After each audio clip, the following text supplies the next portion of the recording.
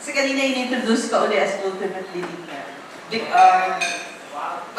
para sa akin, hindi ko po nga alam kung saan po galing yun. Pero, ang kailangan ko na si Ultimate Warrior eh. Ito yung Ultimate Leading Man. Sobrang thank you sa lahat ng mga taong naniniwala at sumusuporta mula nung ako'y nag-umpisa hanggang sa kasalukuyan. Yun po.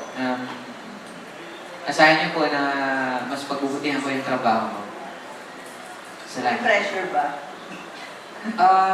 Wala po. Kasi po, lahat po ng mga proyekto na ginagawa ko is lagi kong iniisip na ano lang, yung pang araw-araw ng buhay.